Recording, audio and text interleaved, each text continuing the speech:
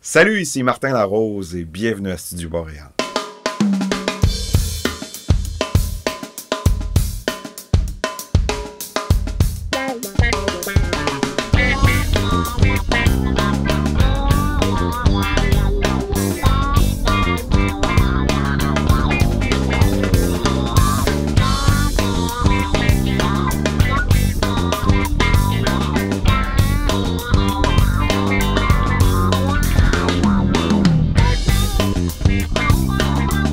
Cette semaine, pour la dernière émission de Studio Boréal, j'ai le grand bonheur de recevoir un de mes amis d'enfance, mais au-delà de ça, un des meilleurs guitaristes classiques au Canada et dans le monde, Glenn Lévesque, qui fait partie du trio de guitare de Montréal.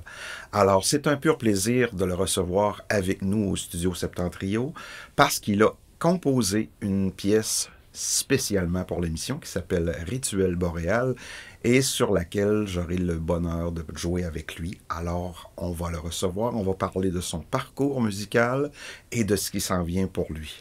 Allons le rencontrer.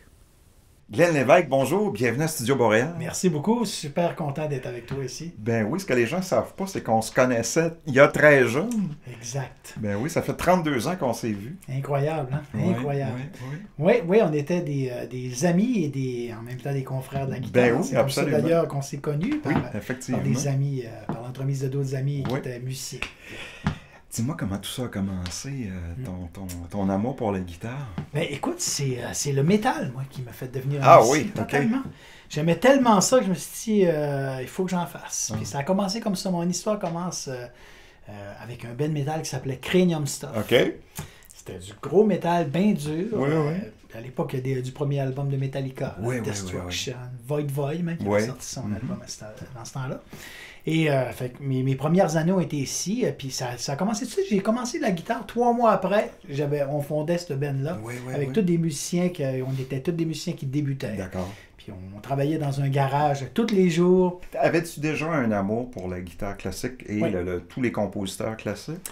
Ben, c'était surtout des influences que j'avais comme Randy Rhoads, Oui, le ben oui, guitariste bien sûr, oui, oui, d'Ozzy, qui avait vraiment une basse classique. Moi, Ouais. puis j'adorais ça, entendre ces trucs-là. Après, j'ai eu un gros kick sur Yngwie Malmsteen qui aussi utilisait comme, tu sais, des genres de gamme tirées du classique, Oui, genre de musique comme ça.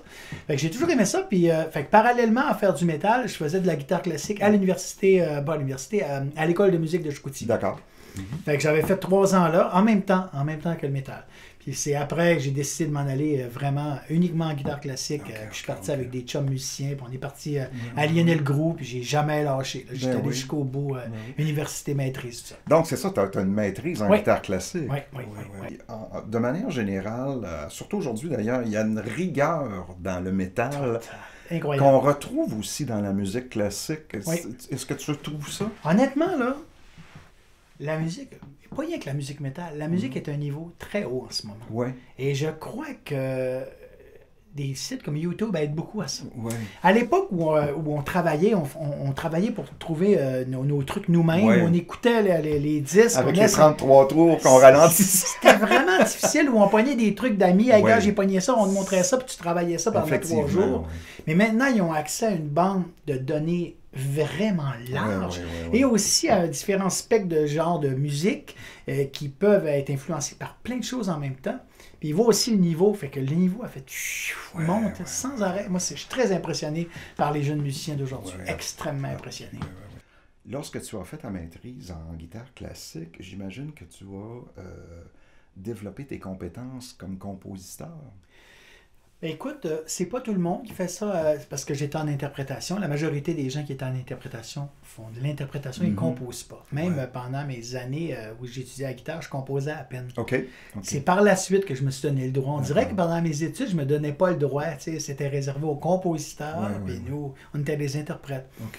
Mais lorsque ça a fini, mes études, j'ai décidé d'ouvrir un peu la machine sur d'autres genres de musique parce que pendant mes études, j'étais consacré uniquement à la guitare classique. Je mangeais de la guitare classique. Je faisais 10-12 heures par jour, entre 8 et 12 heures par jour.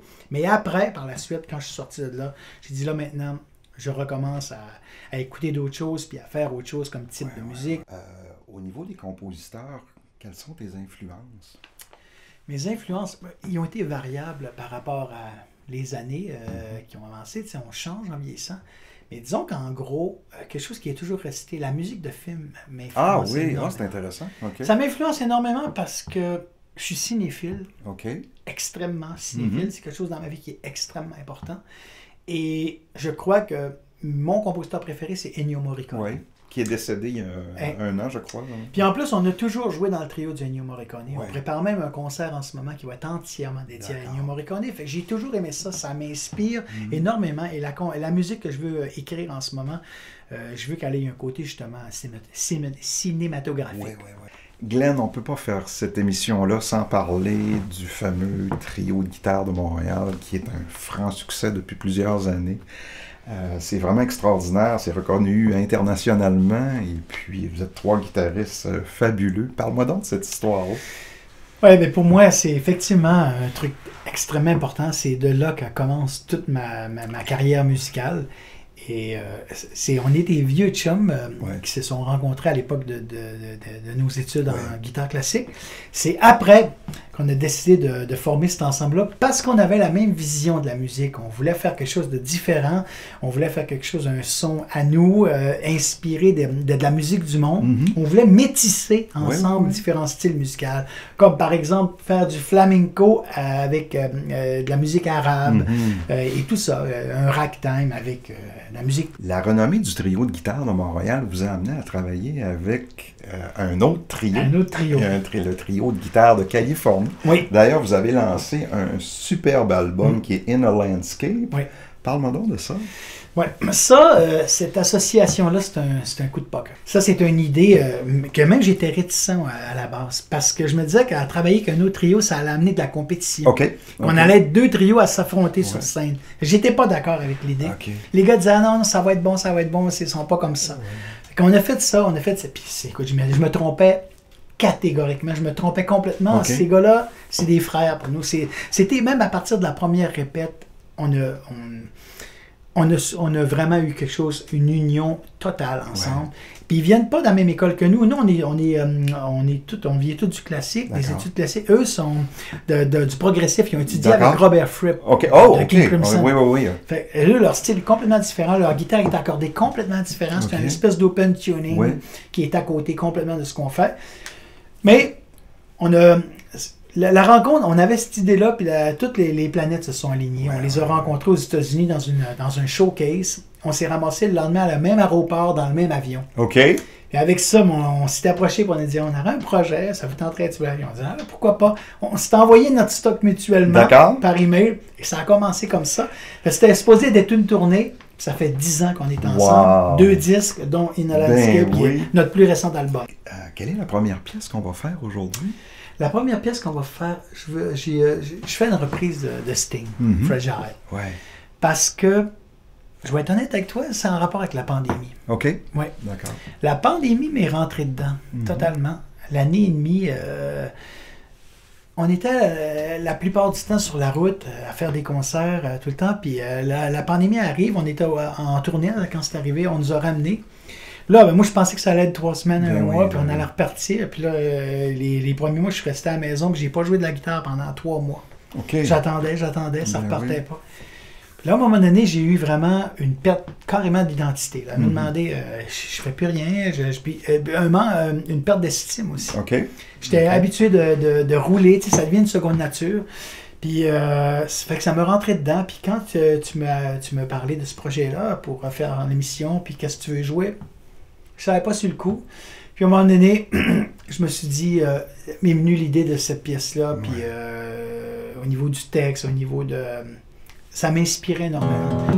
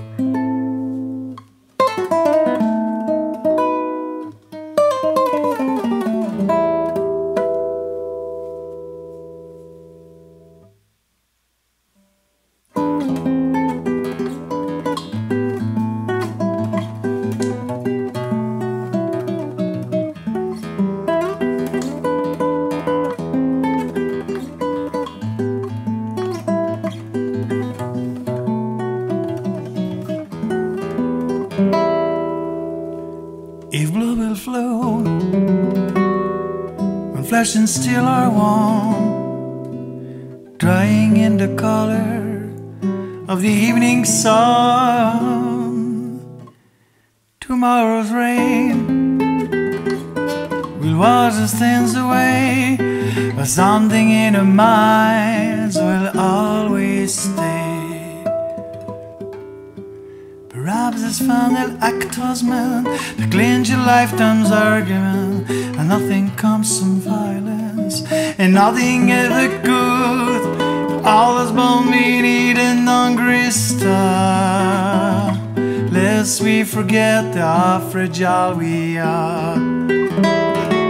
On and on the rain will fall, like tears from a star, like tears from a star. On and on the rain will say how fragile we are, how fragile we are.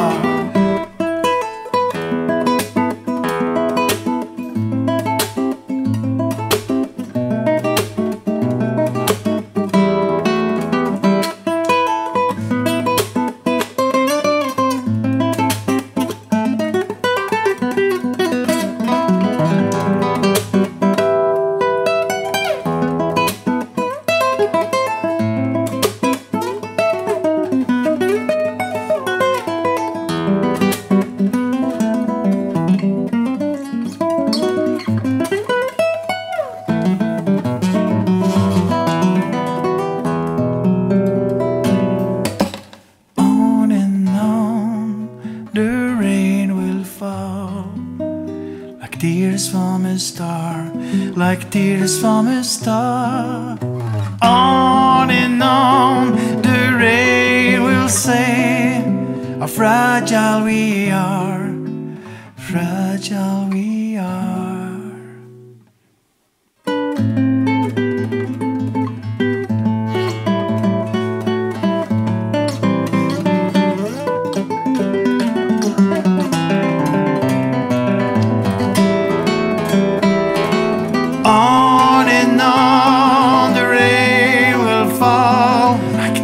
From a star, like tears from a star. On and on the rain will say how fragile we are, how fragile we are.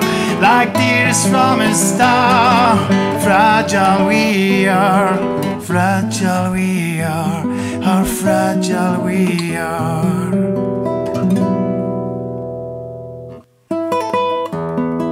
Laisse-le rouler.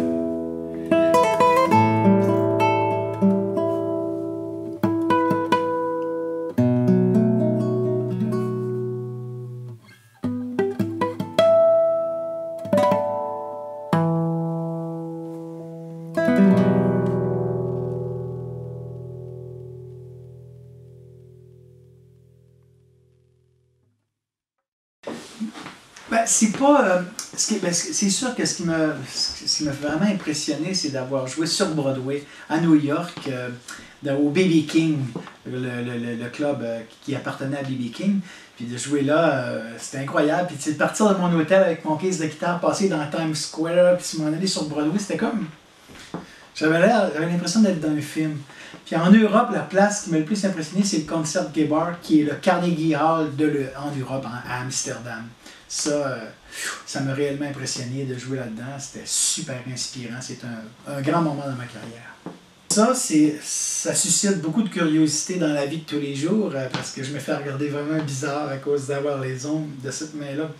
Ça me sert à jouer pour ceux qui se questionnent. C'est des ongles artificiels que je coupe et que je façonne avec la lime puis que je les mets dans l'angle que je veux puis je les colle. Puis celui-là est transparent parce que avec la façon que je l'utilise est un peu différent des autres. Le seul conseil que je peux donner, là, il n'y a pas 36 secrets.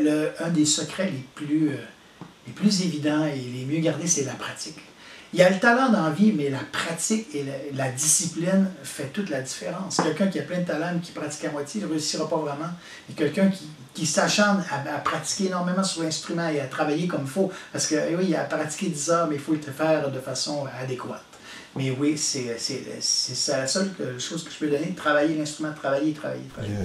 Les albums du trio de guitare de Montréal, puis ton matériel, c'est presque essentiellement acoustique. Lorsque tu arrives en studio et lorsque vous choisissez un studio où tu parlais d'une église tout à l'heure, qu'est-ce que tu recherches au niveau acoustique pour les guitares? J'essaie que ça sonne le plus naturel possible. Il faut que ça sente le bois. Il faut qu'on entende le bois de la guitare. Il faut que ça ressemble à ce que tu l'entends en face de toi. Ça fait qu'on demande. Avant, on faisait les premiers disques d'une prise qui était plus lointaine. Mais plus les anneaux avancés, plus qu'on a pris d'expérience, plus on a voulu une prise rapprochée. C'est plus difficile à jouer. Parce que le moindre bébite, on entend tout ce qui va. C'est un objectif, donc l'objectif, totalement. On voit tout. C'est difficile, fait que la préparation, elle demande plus de préparation. Mais comme on n'aurait peut-être pas pu faire ça les premiers albums, mais on peut faire ça avec les années. Fait que c'est vraiment une prise très proche. Où on fait bien attention, mais fait que c'est ça qu'on recherche, puis c'est ça. Est-ce que avec tes deux collègues, vous allez voir les lieux avant? Est-ce que vous allez dire oh non, ça sonnera pas bien? Non. Ou... Non, parce que maintenant, il faut quand même dire, ça a beaucoup évolué au niveau des machines. Absolument, oui, la technologie. Oui, la technologie est là pour nous aider quand même. On ne se fie pas juste à une salle qu'on enregistre un album. Tu peux faire ça dans un studio fermé. Tu n'es pas obligé d'aller dans une église tout le temps chercher la grosse sonorité. Ça peut arriver, il y a des albums qu'on a fait. Mais pour être aussi franc avec toi, je m'aperçois aussi qu'il n'y a pas un album qu'on a enregistré de la même façon. Ce qui est OK aussi, là, ça donne des couleurs différentes. Oui, c'est le fun aussi. C'est plus excitant, on essaie des nouvelles choses. Il y a des fois qu'on a enregistré les trois ensemble dans la même pièce, des fois dans trois pièces séparées, des fois chacun notre tour. On a essayé tout plein de choses. Glenn, on a quelque chose en commun. En fait, on a plusieurs choses en commun, mais on a quelque chose en commun. On a le même luthier, qui est Bruno Boutin, à Magog, qu'on salue. Parle-moi donc de ta guitare Boutin. Certainement. Mais juste faire une petite parenthèse. Oui, c'est d'ailleurs à cause de Bruno qu'on a retrouvé. Qu'on a repris contact. On a repris contact. Oui, absolument. Parce que je suis arrivé chez eux une journée pour faire une réparation sur ma guitare. Puis il me dit hey, tu connais-tu Martin Larose? C'était une parenthèse agréable. Oui, absolument. Mais oui, écoute, moi, je crois d'avoir le lauréat des guitares de Boutin parce que je crois que je suis celui qui joue depuis le plus longtemps avec une Boutin. D'accord. J'ai commencé à jouer en 92 et aussi au niveau de loyauté. Là, moi, j'ai toujours joué avec une Boutin à partir de 1992. Oh, OK. L'association est longue. Totalement. Puis j'ai amené les gars dans cette association-là parce qu'ils jouaient avec des guitares différentes au début du trio. Mais avec le temps, ils entendaient ma guitare, puis c'était intéressant. Puis Bruno, à un moment donné, il nous a pris les trois, puis il a dit, bon, maintenant, vous jouez avec des Boutins. Il a proposé un truc, puis on a embarqué là-dedans, puis les trois, on joue avec exclusivement des Bruno Boutin. Puis aussi, pour faire une parenthèse qui est importante, c'est des guitares extraordinaires, particulièrement ces nouvelles. Il a trouvé un chemin récemment avec son double top, ce qui veut dire au-dessus, en cèdre à l'extérieur et en épinette à l'intérieur. Ce mariage des deux bois, c'est fantastique. C'est une guitare qui me va à merveille. Glenn, qu'est-ce qui s'en vient pour toi? Les projets, en ce moment, on va rouler 4 concerts. On se prépare à rouler 4 concerts différents. On a donc 4 projets. On a le projet avec le California Guitar Trio, qui va continuer, qui est dans la même continuité d'In a Landscape. On a notre concert axé uniquement sur les compositions qui va s'appeler Horizons, qui est un concert beaucoup plus intime et personnel du trio que ce qu'on a pu donner avant, puisqu'il va être quasiment à 100% de composition, qu'on est en train de travailler pour un futur album aussi. Et on veut faire aussi un concert entièrement en hommage à Ennio Morricone, donc de A à Z du Morricone. Et on a aussi un concert qu'on s'est monté de Noël. Oui, ça faisait longtemps que j'avais cette idée-là. Je voulais faire un disque de Noël. J'adore Noël. Puis ça fait longtemps que j'avais ça comme projet, puis on n'avait jamais joué dans le temps des fêtes, puisque en décembre, c'est toujours relié, les concerts sont reliés à Noël. Fait que là, on a fait ça, puis éventuellement, tout ça va être enregistré sur un disque consacré à Noël, un disque d'Ennio Morricone et un disque Horizons qui va être uniquement de composition. Faut juste se laisser le temps de tout mettre ça en place. Glenn, tu es arrivé au studio aujourd'hui et tu nous as fait un cadeau extraordinaire. Tu as composé une pièce pour l'événement qui s'intitule Rituel Boréal.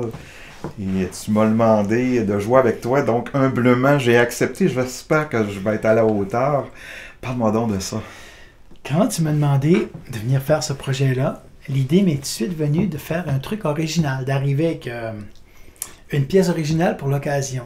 Fait que j'ai commencé au départ à composer un truc en solo. Puis je me suis arrêté. Au bout de 2 semaines, j'aboutissais à rien, ça ne m'inspirait pas pantoute. Sinon, j'ai dit, je vais faire quelque chose de mieux que ça. Puis j'avais le goût. Je te connais depuis longtemps. Je te connais aussi de réputation en tant que guitariste, avant qu'on soit amis même. Et j'avais le goût, on n'a jamais joué ensemble. Non, jamais. Jamais. On se connaît, on n'a jamais joué. Jamais, puis on se connaissait, on se tenait ensemble. On Ouais. ne jouait jamais ensemble. Puis là, je me suis dit, ben voilà l'occasion, je vais arriver avec un truc original. Fait que j'ai écrit, puis là, les idées m'ont venu beaucoup plus facilement à partir du moment que je me suis mis à penser deux au lieu de penser seul. Puis fait que j'ai écrit ce truc-là qui s'appelle Rituel boréal, qui est il faut dire quand même qu'il est un walk in progress. C'est tellement, c'est très récent. Tu sais, on n'a pas eu le temps de travailler ça fort, mais c'est super amusant. Ça m'a touché énormément et lorsque tu m'as envoyé la pièce qu'on va enregistrer dans quelques instants, ça m'a ramené lorsqu'on s'est connus dans les années 80 et ça m'a ramené aussi au fameux disque Friday Night in San Francisco avec Al Di Meola, John McLaughlin et Al... Oui, effectivement. Ben, très humblement, là, tu dis ça, en toute humilité. Oui, j'ai voulu faire écho à ça parce que lorsque je t'ai connu ou qu'on est devenus des amis, c'est ce qui m'a le plus influencé à ce moment-là. C'est Stéphane Tremblay qui m'a fait découvrir cette pièce-là. Et tu es arrivé dans le panorama et tu voulais même en faire une version à l'époque. Je t'avais dit, t'es malade. Je ne jouerai pas ça. Je ne jouerai pas ça. Mais finalement, je l'ai endisqué. Mais fait que j'ai voulu faire écho à ça puis j'ai fait une rumba. Une rumba qui est... en hommage à ça. Mais merci beaucoup. Plaisir. Glenn, ça a été un bonheur de te recevoir. Tu es chez toi ici. J'espère que tu vas revenir. Total. C'est vraiment une fierté de t'avoir ici. On te souhaite le plus grand succès. Continue ta belle carrière internationale. Merci, mon ami. On s'en va en studio? Certainement. Excellent. De ce pas. Parfait.